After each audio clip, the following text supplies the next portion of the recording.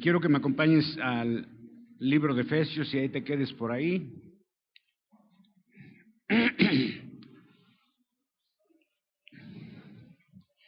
En Éfeso fue donde le hicieron un escandalazo. ¿A quién? ¿Se acuerdan a quién le hicieron un escandalazo ahí? ¿A quién? A Pablo. ¿Qué le pasó a Pablo ahí en Éfeso? ¿No se acuerdan? ¿Se acuerdan o no se acuerdan qué le pasó a Pablo? Pues lo fueron y lo sacaron de las greñas, a él y a otros, y los llevaron hasta la plaza, ¿se acuerdan? Y ahí comenzaron a gritar a la diosa, ¿quién? A Diana, Diana con chin chin, los zapatos de Agustín se los puso el gachupín. Bien. Y dice que duraron ¿cuántas? 2 horas, 3 horas gritando ahí, Diana, Diana. ¡Wow! Porque hubo un alborotador ahí que se llamaba Alejandro, que era el platero, y era que vendían arte religioso, como en muchas iglesias todavía se vende el arte religioso. Y era su negociazo de ellos. Entonces cuando Pablo, y también en Éfeso había una cultura religiosa de paganismo muy gruesa, ¿ves? Porque también le rendían culto a Artemisa, que era diosa de qué? De la fertilidad. Y estaba representada por una mujer con muchos pechos, ¿se acuerdan? Y parte del culto incluía, en esas ceremonias paganas, tener relaciones sexuales dentro del templo dedicado a esas deidades entre comillas. Y también había mucho vino y cosas así, ¿no? Entonces, quiero ponerte esto para que estés más o menos en el contexto de lo que está hablando Pablo. Y cuando estaba haciendo este estudio, me acordé de aquellos años atrás, en donde todas las iglesias había los famosos mimos. Ajá, ¿sí se acuerdan de los ministerios de mimos en las iglesias? ¿Alguien fue mimo? Personas que sin palabras, así con la cara pintada de blanco y uno que otro rasgo delineado de negro para resaltar, representaban un personaje o una situación. Y todas las iglesias tenían mimos, ¿verdad que sí? Todos eran mimos o payasitos. De hecho, el pastor que estaba aquí antes era pastor mimo payasito. ¿No me lo creen? Eran unos ministerios que existían hace mucho y eso fue idea que, pues ya saben, que le copiamos, ya saben a quién, ¿verdad? Pero siempre andamos de copiones, nosotros no podemos inventar nada porque los mexicanos no tienen creatividad, no se les ocurre nada, nomás andan de copiones, todo copian. Pero Dios ama la creatividad también, ¿eh? Atrévete a ser creativo, aunque sea que inventes el servilletero lámpara payasito y esas cosas. Bien, vamos a leer Efesios 5, verso 1 y 2 para empezar. Dios ama la creatividad porque Dios es creador y es creador del universo. Así de que ya no sean copiones, hagan algo original. Y dice Pablo, así que sed imitadores de Dios como hijos amados y andar en amor como también el Cristo nos amó y se entregó a sí mismo por nosotros, por ofrenda y sacrificio a Dios en olor, ¿qué? Fragante. En otras versiones dice suave. ¿Sí? Y aquí dice, andar en amor como también el Cristo. ¿Qué significa el Cristo? ¿Qué significa Cristo? Por ahí alguien me dijo, así alguien que se siente muy acá me dijo, el Cristo es un estado espiritual. No, ¿qué significa el Cristo? ¿Qué? Ungido. ¿Y qué significa ungido?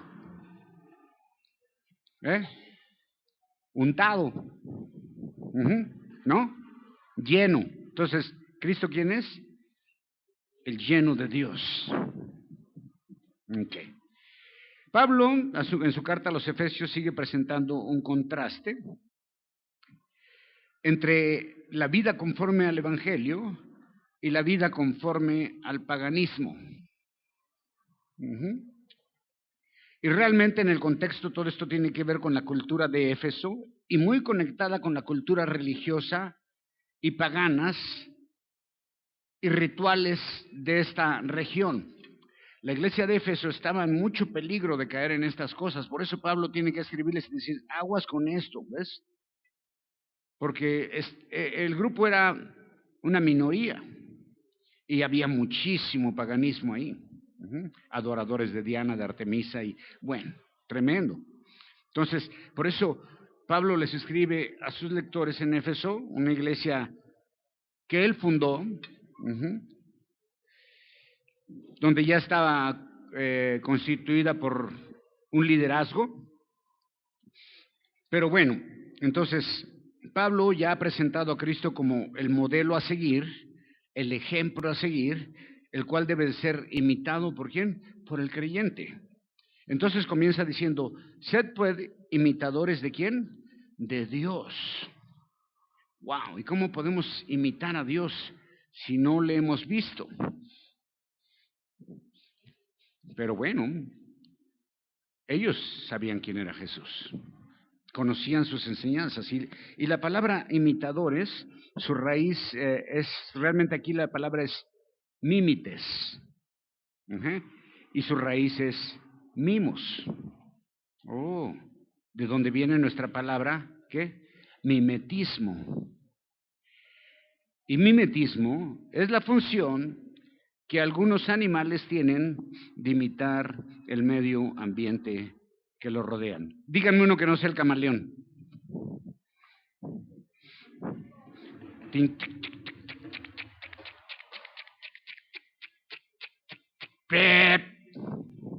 ¿Nadie supo otro animal que tenga mimetismo? ¿Calamar? Sí, ¿quién más? El pulpo. ¿Qué más? ¿Eh?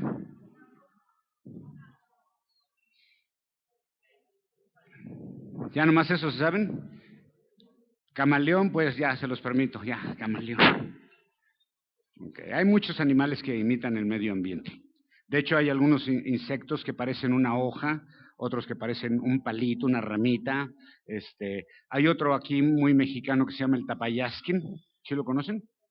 El tapayasquín mexicano se da mucho acá para la Sierra Fría. Es un camaleón mexicano, pero no cambia tanto como el camaleón africano. Ese nada más se mimetiza un poquito con la tierra, la arena, cosas así, ¿ok? Pero bueno, esa es la función, eso es el mimetismo. Pero también de ahí surge el nombre que se le da al artista como mimo, ¿verdad? Y todos sabemos quién es el mimo más famoso, el francés, ¿no? Un mimo es aquel que actúa tomando las características de otra persona, imitando sus rasgos de carácter, sus cualidades físicas y trata de reproducir estas cualidades en la manera más fiel que le sea posible. Así el creyente, según lo que está diciendo Pablo, debe imitar los atributos de Jesús. Sobre todo, de carácter, el perdón, el amor, la misericordia, la bondad y la paciencia. ¿Qué tan buen imitador es de estas cosas como lo hacía Jesús? Pero habemos muchos cristianos o creyentes o hijos de Dios que nos encanta imitar el mundo, ¿verdad? Y lo hacemos muy bien lo hacemos. Hay algunas cosas en las que no podemos imitar a Dios o a Jesús, obvio, Él es Dios. Pero en cuanto a su carácter, Pablo nos invita a que seamos mimos, a que tomemos ese mimetismo con Dios, con Jesús. Es decir, que podemos reflejar el carácter de Dios, que podemos ser imitadores de las cualidades de Dios. Ser amoroso, que no es permisible, no se confundan. Ser misericordioso, benignos, bondadosos, pacientes, etcétera, etcétera. Hijos amados, así comienza el tema, Pablo diciéndoles, hijos amados. ¿Ves? Es natural que los hijos imiten a sus padres, ¿o no? Cuando son pequeños quieren ser como su papá. Y al crecer reflejan el carácter de los padres. Como ya dije la semana pasada, hijo de tigre, pintito, ¿verdad? De tal palo, tal astilla. Los niños dicen, yo cuando sea grande voy a ser como mi papá. Otros dicen, yo voy a ser bien macho como mi mamá.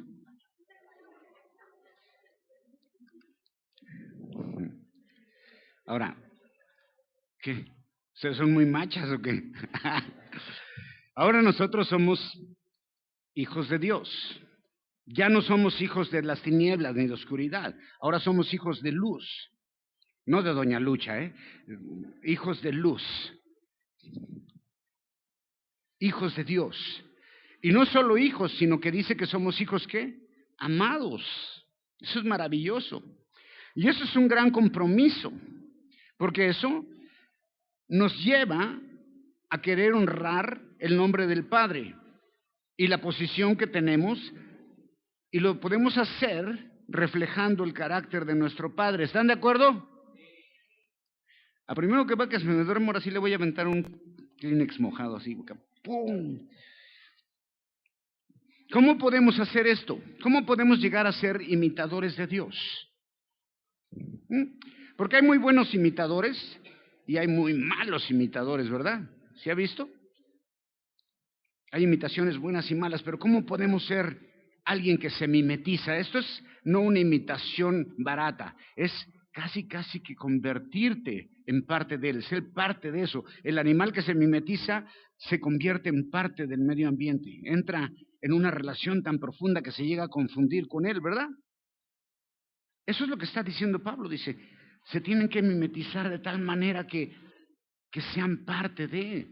O sea, tú cuando ves un animal que se mimetizó, a veces ni siquiera lo puedes ver, porque se confunde tan bien, se fusiona tan bien con el medio ambiente, que no lo ves.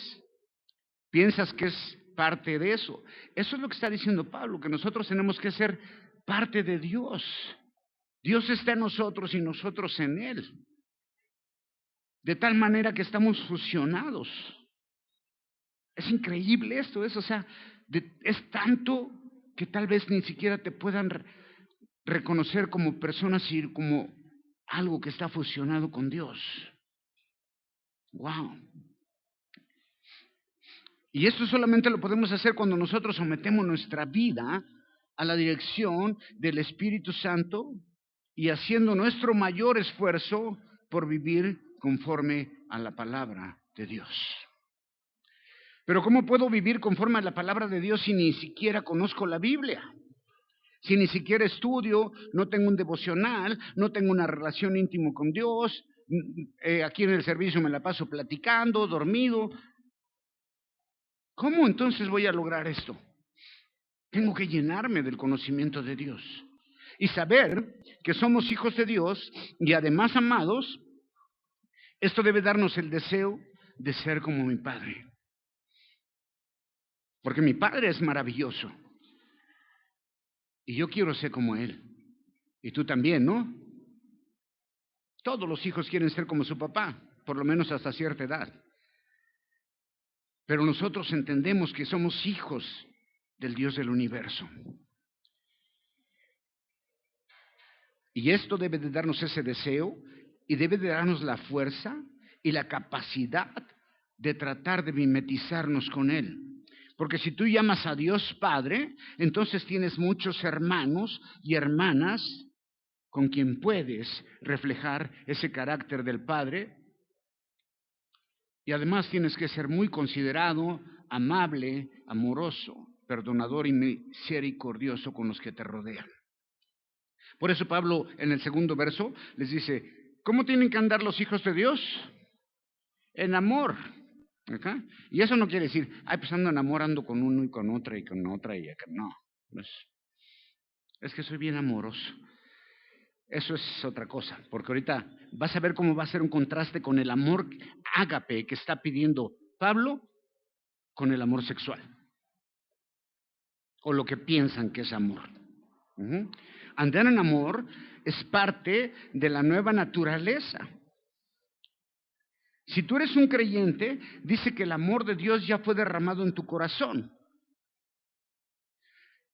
Entonces no hay pretexto para no sentir ese sentimiento, para no perdonar en la forma en que Pablo nos lo está pidiendo y es enfático.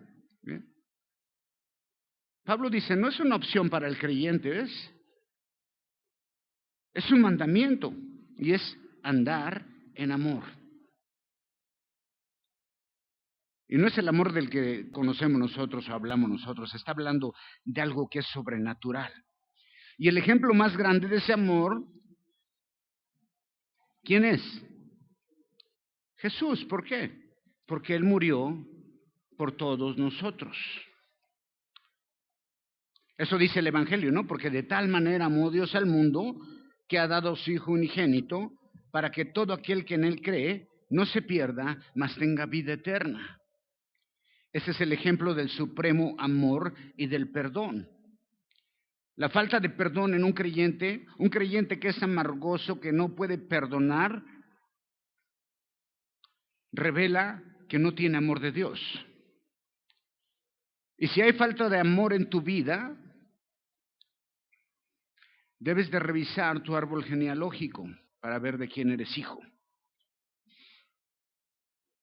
¿Qué hizo Jesús? Se entregó a sí mismo. Fíjate de qué está hablando, de sacrificio. ¿Ves? Pablo ya está yendo hacia un sacrificio. Entonces, gracias a este sacrificio, nosotros somos perdonados. Y sigue vigente ese sacrificio. Y todo aquel quien acepte este sacrificio, ¿qué pasará con él? Será perdonado. Si Cristo pagó por todos los pecados de nosotros, entonces, ¿quiénes somos nosotros para llevar la cuenta de los pecados de otros? Porque nos encanta ser detectives del pecado de otros. Nuestro deber es perdonar. Y sabes, cuando tú perdonas, no te va a costar la vida, solo dejar atrás tu orgullo. Una vez que entendemos que nuestra nueva vida debe ser un reflejo de la vida de Cristo, y esto solamente lo podemos hacer cuando nos rendimos por completo a la dirección de Dios, del Espíritu Santo. Porque en nuestra carne es imposible sentir eso o llegar a ese punto. Y Dios está hablando aquí, Pablo, de un amor sobrenatural, con que el creyente ya ha sido equipado para demostrar su relación con Dios. Es algo que su causa principal es dar. Ese debe ser el motivo, dar.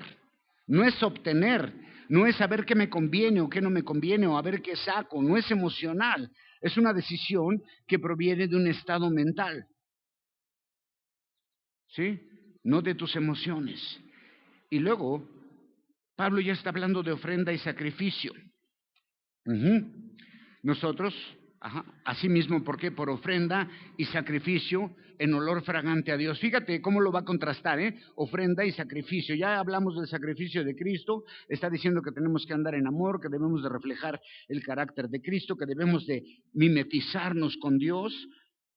Está hablando de ofrenda y sacrificio porque todo está ligado a la cultura de Éfeso y sobre todo a los rituales religiosos paganos en los cuales estaban en peligro de caer. Entonces, los servicios en el templo, los sacrificios, las ofrendas, en el Antiguo Testamento todo representaba ¿a quién? A Cristo. Pero ninguno de estos sacrificios se entregó en forma voluntaria. Lo llevaban, ¿verdad? Y Cristo lo hizo voluntariamente. ¿Por qué? Por amor a nosotros. Es por eso que su sacrificio fue aceptado por el Padre como una ofrenda de olor fragante, porque no fue forzado, porque no lo llevaron a fuerza, porque no lo hizo porque lo tengo que hacer. No, lo hizo de una manera voluntaria por amor. Nadie lo forzó. Ahora dice, el contraste total 3, 4 y 5 dice, pero fornicación y toda inmundicia o avaricia ni aun se nombre entre vosotros como conviene a los santos. Ni palabras deshonestas, ni necedades, ni truhanerías que no convienen, sino antes bien acción de gracias. Porque sabéis esto, que ningún fornicario inmundo o avaro, que también es servidor de ídolos, tiene herencia en el reino de Cristo y de Dios. Entonces Pablo comienza a hablar de Cristo como sacrificio y después surge un pero en el contexto de los sacrificios religiosos paganos que incluían inmoralidad y embriaguez. ¿Ok? Entonces, pero, ahí está la palabra. Aquí Pablo comienza haciendo un contraste entre lo que sí debe reflejar nuestra vida y lo que no debe existir en la vida del creyente. Es lo siguiente, comienza con fornicación. Y esto en el contexto de que en el templo pagano se efectuaba este tipo de rituales de inmoralidad. Y esto hace un agudo contraste entre el amor ágape y la corrupción, que es la fornicación, que es una falsificación del amor. ¿Okay? El acto sexual realmente no es amor, aunque muchos solo están buscando eso, buscando amor. Eso no es amor, porque eso es lo que te vende el mundo, ¿sí me entiendes? Dame la prueba más grande de tu amor. Es un tipo de amor falso. Esto es egocéntrico, ¿ves? Solo busca satisfacción personal. No hay compromiso, es momentáneo, no busca dar sino obtener, no permanece. Y generalmente este tipo de amor disfrazado desaparece cuando aparece alguien más guapo o con mejores características. Point.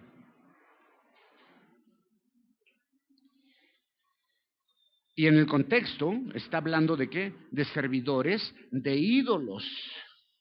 Así que cualquier acto de idolatría podría ser llamado fornicación, inmoralidad, inmundicia, que de alguna manera va de la mano con toda la lista. Pablo ya está presentando un amor santo y lo contrasta de esta manera con un tipo de amor no santificado o algo que el ser humano confunde con amor, para mostrar el agudo contraste y cómo puede llegar a corromper esta situación cuando tú la confundes con amor. Y luego, otra cosa que no lo van a creer, se llama avaricia, y la palabra es pleonexia. Y eso significa literalmente el deseo de obtener más. Y Pablo en un momento está asociando avaricia con la inmundicia y con fornicación.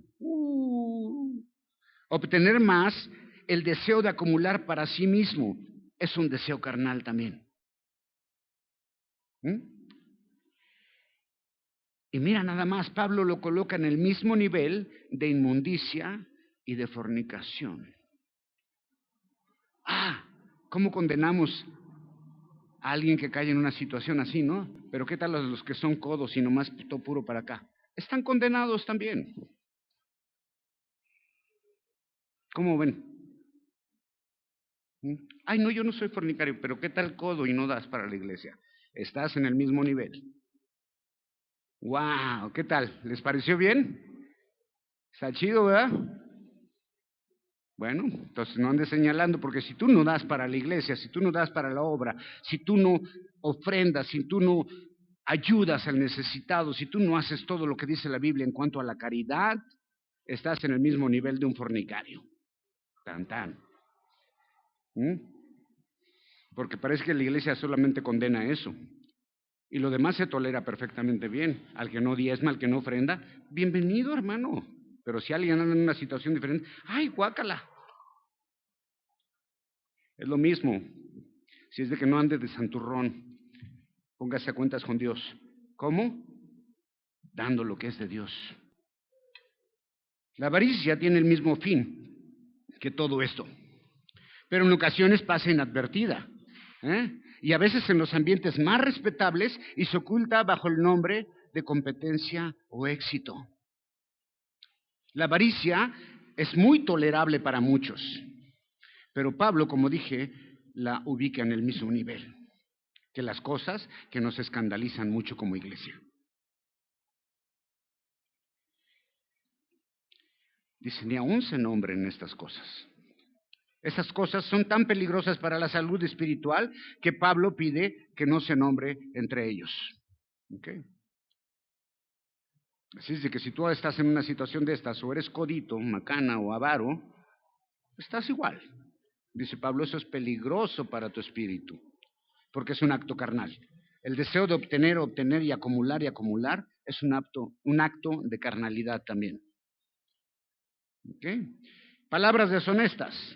¿Qué quiere decir eso? ¿Que no digas groserías? No.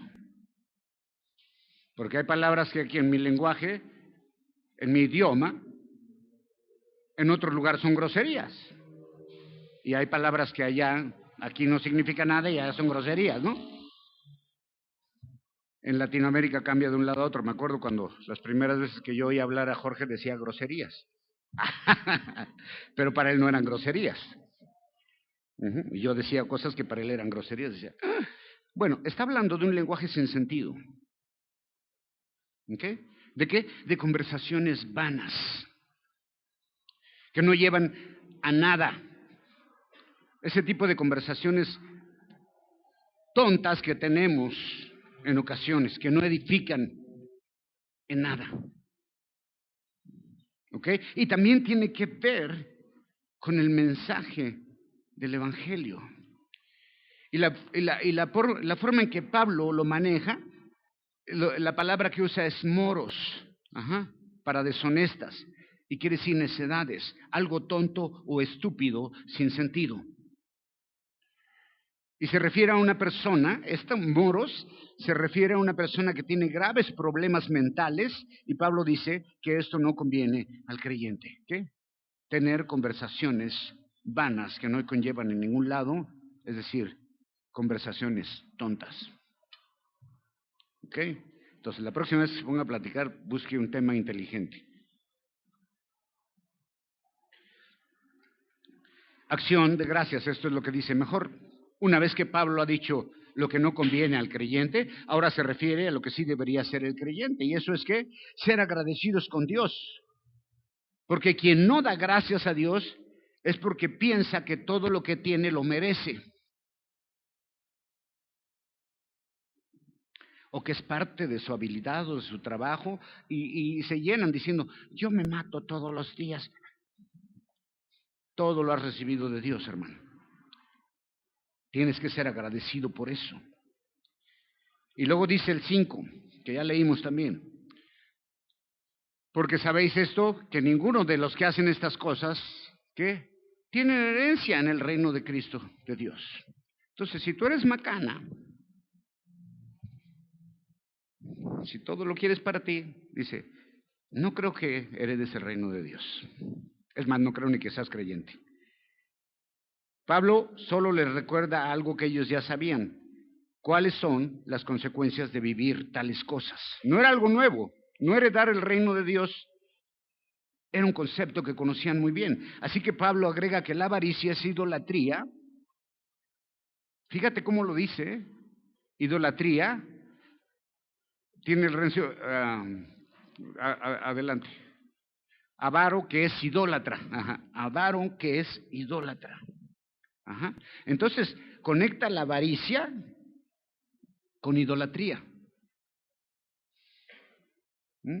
Muchos creen que idolatría es tener monitos en su casa y adorarlos. No, idolatría también es eso.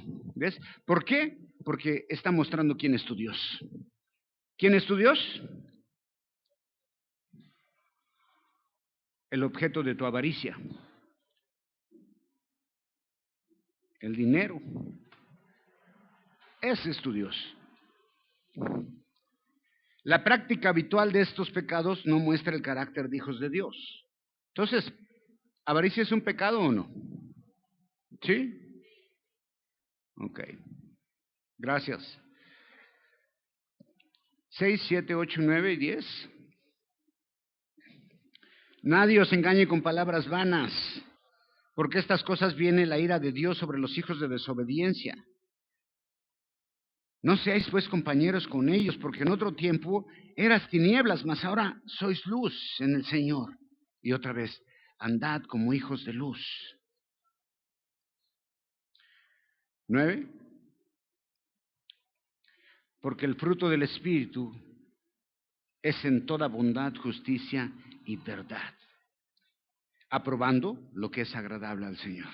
¿Ok?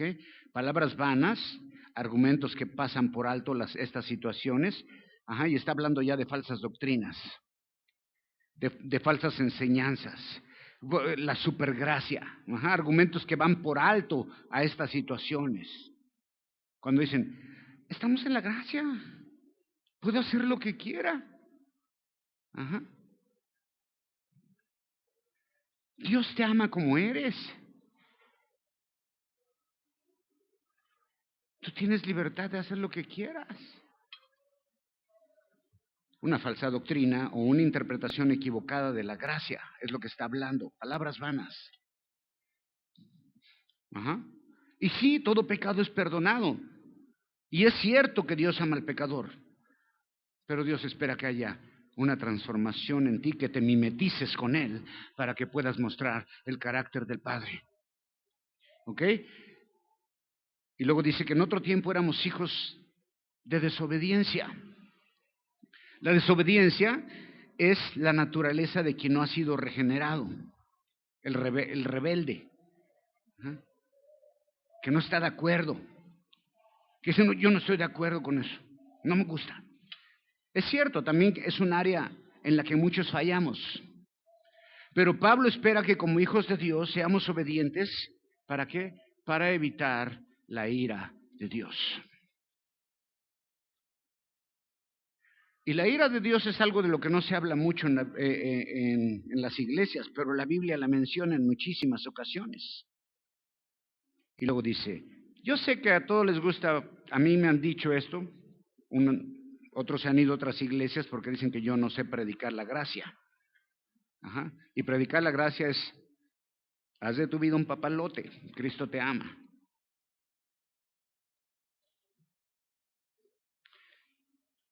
No seas partícipes, dice el 7. La conclusión es, si eres hijo de Dios, no participes de estas cosas, no se asocien en las cosas del mundo, no vivan como ellos, no imiten al mundo, imiten a Dios. Ese es el tema que Pablo maneja desde el principio.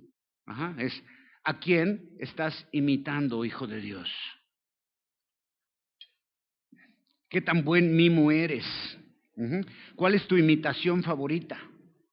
¿Cuál te sale mejor?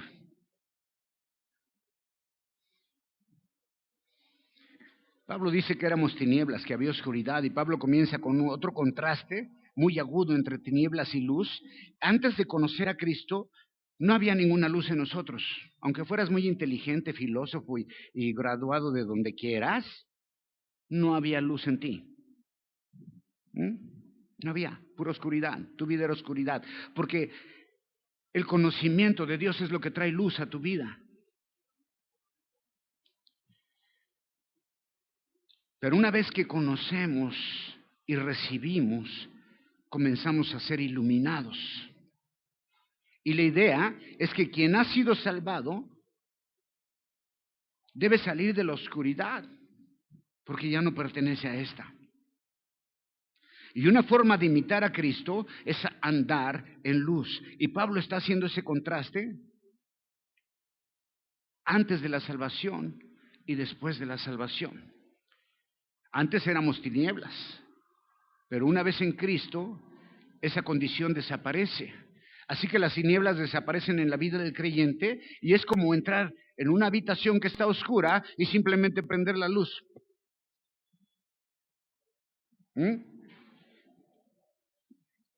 La Biblia dice que somos luz y que somos sal de la tierra.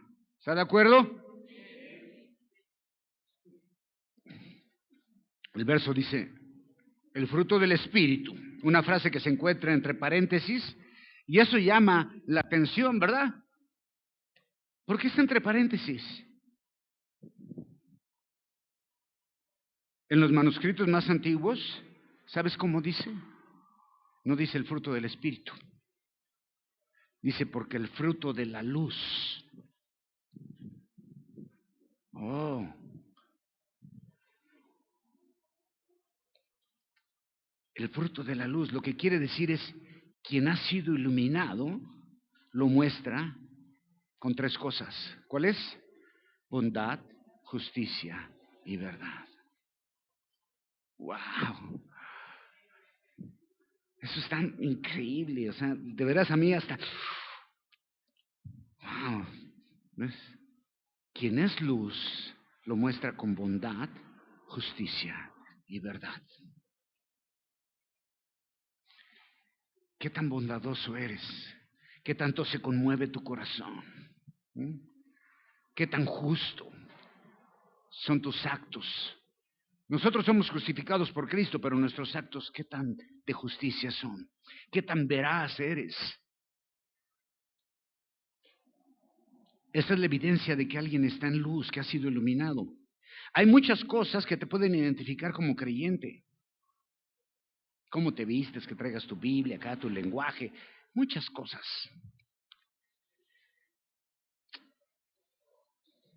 Pero sin estas tres cosas, no se puede andar en luz. Luego, bondad. Y la palabra que usa es ser benefactor, lo contrario de maldad, hacer buenas obras. La palabra es agatsosune, ¿ok? Está rara, pero bueno. La bondad también está en el libro de Gálatas como un fruto del Espíritu. Y luego la justicia, que la idea principal es rectitud. Hemos sido justificados y quien ha sido justificado vive para ser justo y tiene que tener una vida recta. Y luego, verdad, atletseia, tiene que ver con veracidad, con sinceridad en palabra, en actos y pensamientos. Y bondad tiene que ver en la forma con que nos relacionamos con los demás. Justicia tiene que ver con nuestra relación con Dios.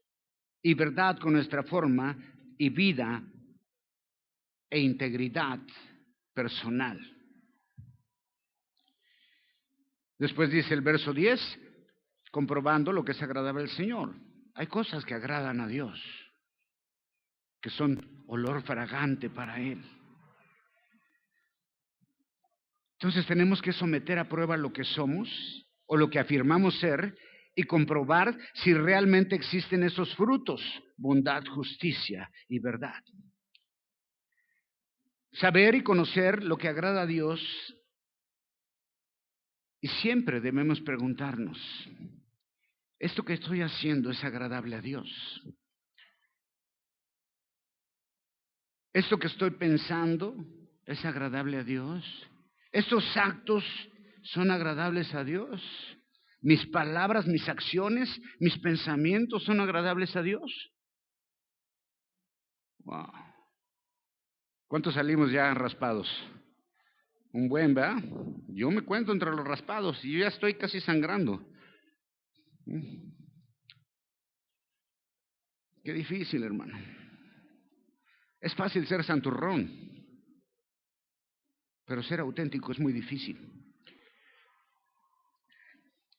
11, 12, 13 y 14. Y no tengáis comunión con todas las obras infructuosas de las tinieblas, sino antes bien impugnadlas, porque torpe cosa es aún hablar de lo que eso hacen en oculto, mas todas esas cosas, cuando de la luz son impugnadas, son manifiestas, porque la luz es lo que manifiesta todo.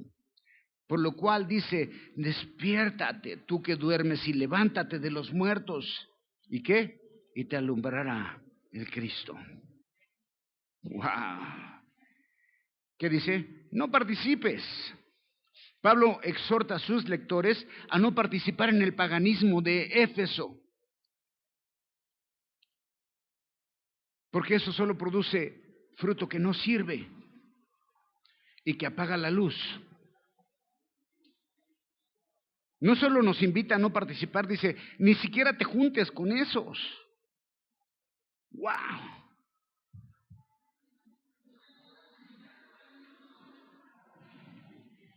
Y no solamente eso, nos invita a rechazar. El creyente no debe involucrarse con la oscuridad. Debe de hacer contacto con el mundo, sí, pero sin involucrarse en su forma de vida o pensamiento.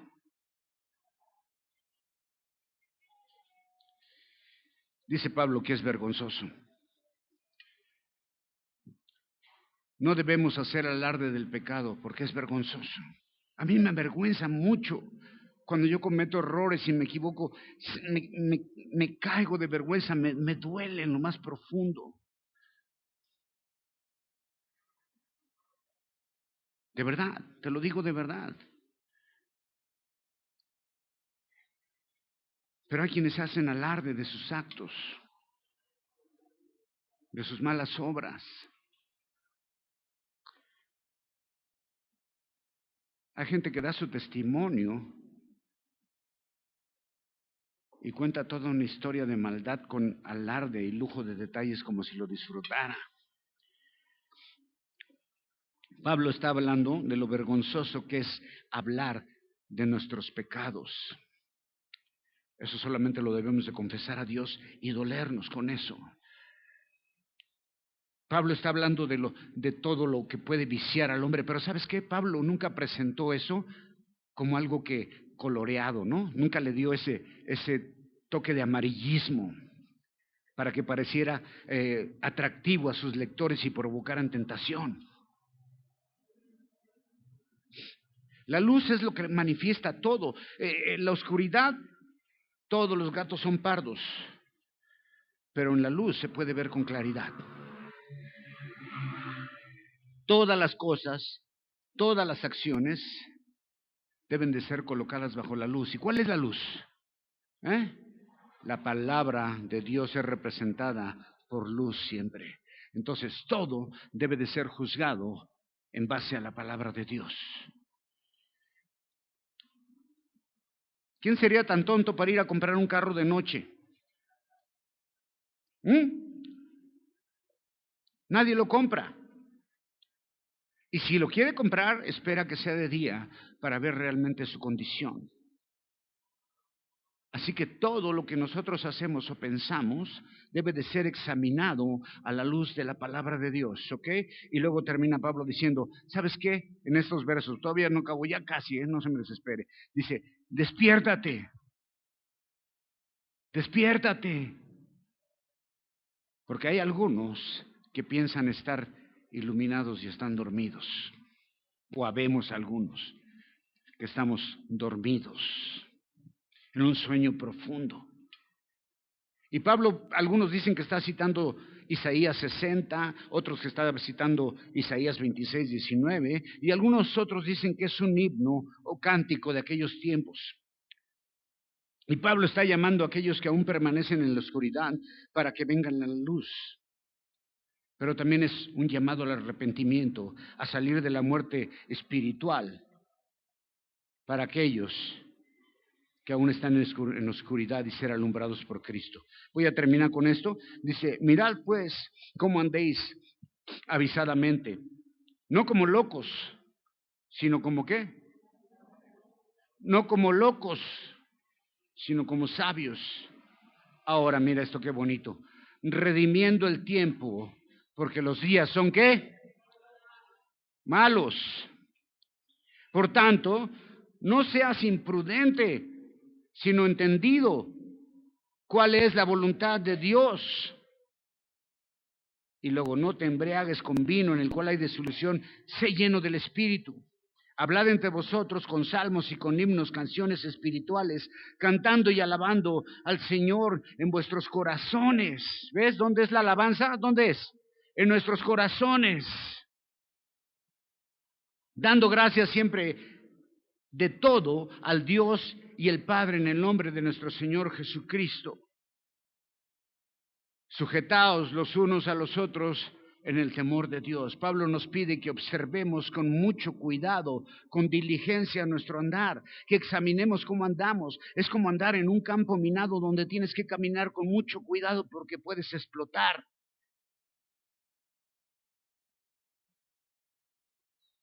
Es como caminar entre hierba crecida donde hay serpientes y debes caminar con cuidado. Porque cuando nosotros descuidamos nuestro andar con Cristo, pisamos minas, nos convierte en necios por descuido de nuestro andar, que somos vencidos de la oscuridad y entonces somos mordidos por serpientes. La Biblia dice que la sabiduría es el temor a Jehová, la necedad es confiar en la sabiduría humana.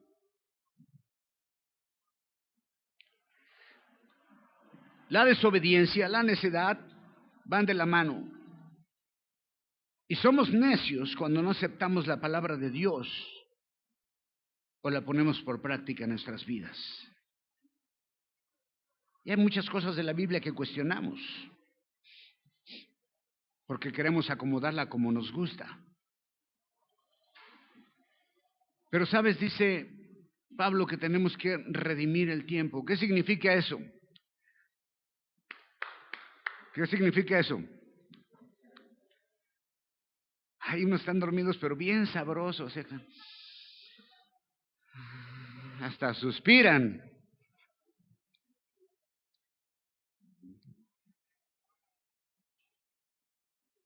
Redimir el tiempo quiere decir, aprovecha tu tiempo. No pierdas tu tiempo en cosas vanas, en tonterías. Porque cómo nos encanta perder el tiempo en lo que es vano y tonto. Saca la mejor oportunidad de todo momento. Aprovechar el tiempo debe ser una virtud del creyente. Nadie puede llegar a ser un creyente mimetizado con Cristo.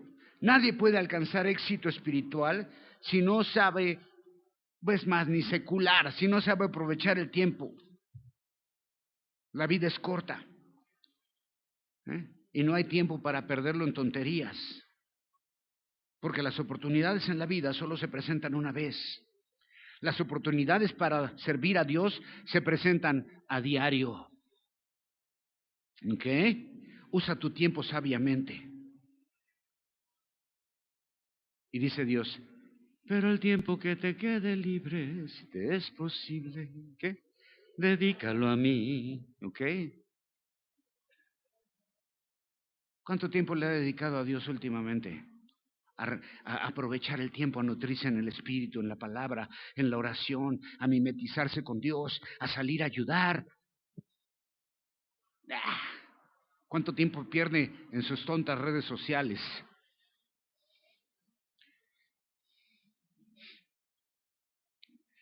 ¿Los días son qué? Malos. Las noticias en todo el mundo son malos. Estamos viviendo tiempos difíciles. Y todavía desaprovechamos el tiempo cuando los días del mundo están contados. No pierdas el tiempo en cosas sin valor que no sirven de nada. Tú debes de estar todo tu tiempo mimetizado con Dios, en intimidad con Dios, bajo la luz de Dios. Wow, cuando aprendamos eso, hermano, tu vida va a ser totalmente diferente. Llenar el tiempo de cosas buenas, de cosas justas, de dar gloria a Dios. Los días son malos. ¿Sabes cuándo escribió esto Pablo? Hace muchos años. Y entonces los días ya eran malos. ¿Sabes para quién eran los días malos? Para la iglesia. ¿Cómo serán ahora? Aprovecha tu tiempo. Y luego el 17 dice, debido a lo comentado entre luz y oscuridad, tiempos y días malos, dice, no seas insensato. El creyente que no usa su mente, su capacidad de discernir cuál es la voluntad de Dios y no entiende la voluntad de Dios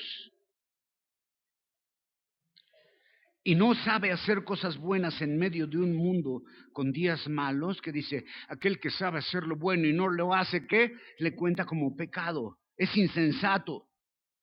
Y ser insensato, ¿sabes qué denota? Ansiedad. El creyente tampoco debe andar corriendo alocado tras de hacer 1000 cosas a la vez para conquistar el mundo para Cristo. Porque también hay esos alocados que están tratando de conquistar el mundo para Cristo en su carne y no en el espíritu. El insensato se mueve fuera de la voluntad de Dios, pensando que le está haciendo. Y luego otra cosa muy interesante dice, no os embriaguéis con vino. ¿Qué es embriagarse, hermano? Ponerse hasta las chanclas. ¿Ok? Porque quien se pasa degustar el vino, quien va más allá de lo que es una degustación y comienza a permitir que cambie su manera de pensar, da paso a emociones y sentimientos que no son naturales. Y por eso comienzas a decir cosas tontas y a cometer acciones tontas, porque diste paso a otras emociones para dar paso a la confusión de la mente que nubla el entendimiento. Por eso Pablo dice, en contra de la embriaguez es la llenura del Espíritu Santo, porque hay quien llena su mente con estimulantes y algunos te pueden llegar a hacer sentir muy rico. Ay, ando bien chido. Ajá. Eso es lo que tú crees. Pero si pasas, comienzas a dar paso a emociones que no son controladas por el Espíritu. Entonces Pablo dice, tú puedes llenarte con estimulantes, pero te digo que no es nada comparado con la llenura del Espíritu Santo. Y Pablo otra vez hace un contraste entre la vida en el paganismo y la vida en el Espíritu. Y dentro del contexto de la carta que Pablo está escribiendo, y está escribiendo todo esto a los habitantes de Éfeso, que están muy acostumbrados a vivir en forma desordenada. Por eso le escribe a la iglesia, porque esa ciudad es un desorden. Y la pequeña iglesia se veía amenazada por la cultura y sus costumbres. A veces las costumbres de un lugar nos pueden devorar también. La gente de aquí está acostumbrada a vivir en una forma. La feria de San Marcos de Mérito, Aguascalientes. Sed llenos del Espíritu. Y eso no es caerse al suelo y gritar y vomitarte y brincar y hablar en lenguas y extrañas y dar gritos y sombrerazos y acá y que yo hago el saco así y se caen todos. Eso no es llenarse del Espíritu, eso es puro loquera. Eso es show. El creyente es la morada permanente del Espíritu Santo. El Espíritu Santo habita en toda plenitud en quien está mimetizado con Dios. Y Pablo dice, permanezcan en ese estado de llenura siempre. Es algo que debe suceder en la vida del creyente. Estar sujetos a la dirección del Espíritu. Eso no es algo que hacemos nosotros, Eso no lo hacemos nosotros, sino que permitimos que suceda. La acción de llenar algo hasta el tope, que es lo que está hablando, es voy a llenar esto hasta el tope, ¿hasta qué? Hasta que se derrame. Y cuando se derrama, ¿qué hace? Afecta a todo lo que está alrededor. Y la palabra que usa aquí con llenos es pleró. Y esta palabra es usada en diferentes sentidos. ¿Sabes qué es pleró? El viento que movía los barcos de vela. Es algo que produce movimiento. Entonces, cuando ven el viento muy fuerte que movía los barcos con una vela, se llama pleró y es lo que está hablando. Permitan esa llenura, ese impulso de Dios. Tiene que ver con empapar también, y se usaba para describir la acción de llenar alimentos con sal para sazonar y preparar los alimentos o conservarlos, preservarlos. ¿Ves? También tiene que ver con eso, con empapar algo de una sustancia. Y también tiene que ver con la idea de control total. Es decir, que la llenura del Espíritu Santo es estar en total control del mismo Espíritu en todo aspecto de la vida. Hay lugares que te dicen, ¿quién quiere la llenura del Espíritu Santo? Todo el mundo pasa. Pum, pa, chin, se caen, vomitan, lloran, hablan en lenguas y todo. Salen de ahí y vuelven a lo mismo. O sea, la llenura del Espíritu Santo es plenitud en todo momento de tu vida.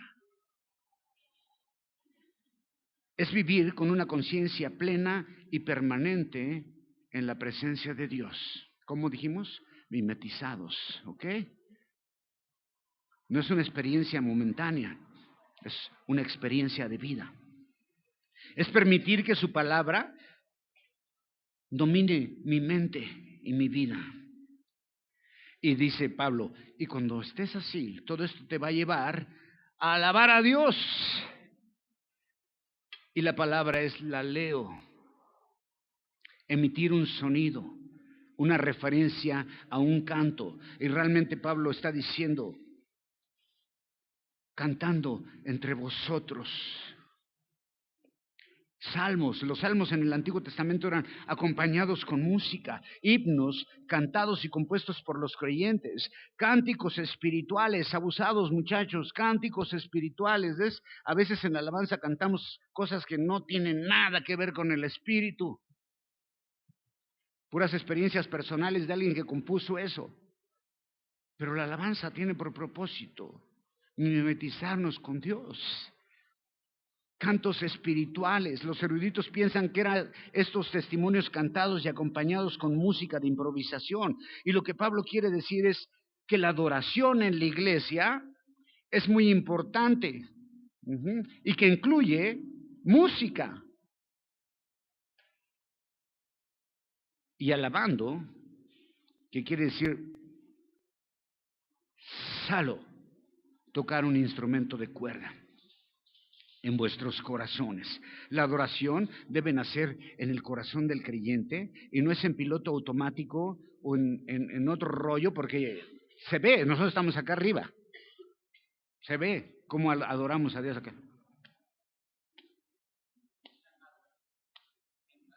Platicando, otros así.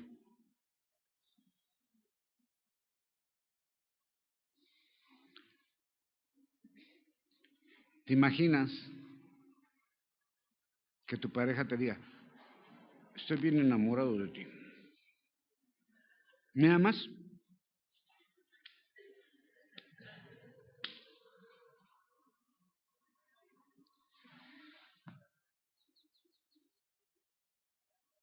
No es piloto automático. Cristo es el centro de la adoración y debe de adorarse en forma consciente. La música es un medio para acercarse a Dios. Y qué privilegio aquellos que tienen el don de la música, hermanos.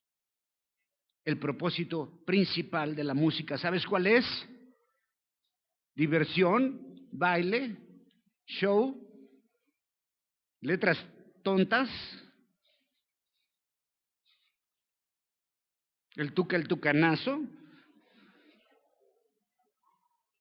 Qué profundo es eso, ¿no? El propósito principal de la música y para lo que fue creada la música es para adorar a Dios. No para que te exhibas, músico, para que te vean, no es para eso. El propósito principal de la música es adorar a Dios. La oración también es un medio de acercarse a Dios. La oración puede ser acompañada con música también. Es una forma de mimetizarse con Dios.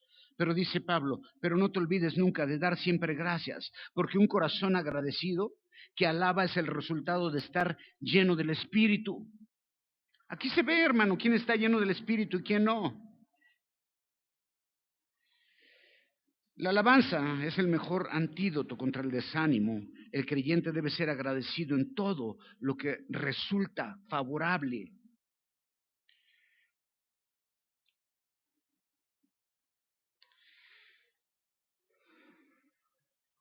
Como aquello que nos dolió,